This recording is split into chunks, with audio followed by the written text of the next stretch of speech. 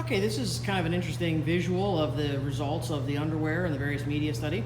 So here we have a conventional field, and you'll notice that the underwear is actually fairly decomposed. You can see where there was little to no decomposition. This part was actually not buried in the soil, so it was just kind of sitting on top of the soil. So that's why you see a lot of the algae and very little decomposition there. Most of the rest of the underwear is actually gone. This little piece here was on the bottom, and so it sat on the bottom of the pot and did not have contact all the way around.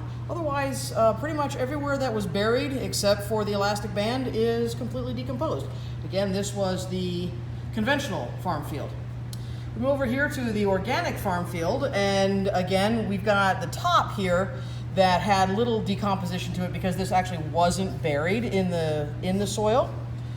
So you can kind of see where the soil line was right here.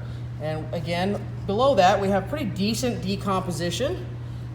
This one was a little bit more buried, although this part of the underwear was at the bottom. It did not contact the plastic pot, so it actually has a little bit more to it than the conventional field.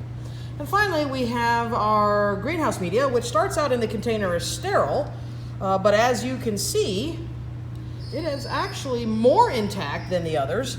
But it is not 100% intact. Again, the band was not buried. You can kind of see the parts that were not fully buried underneath it.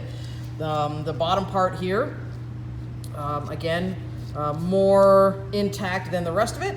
It also has the vast majority of everything is decomposed with the exception of the band. So that's the ATI greenhouse media. So some interesting results, kind of side-by-side comparison. Let me go kind of a quick video right here, a side-by-side comparison of the three different underwear so you can kind of roughly gauge for yourself the level of microbial activity in those different types of soils. All right, I'm out. Bye-bye.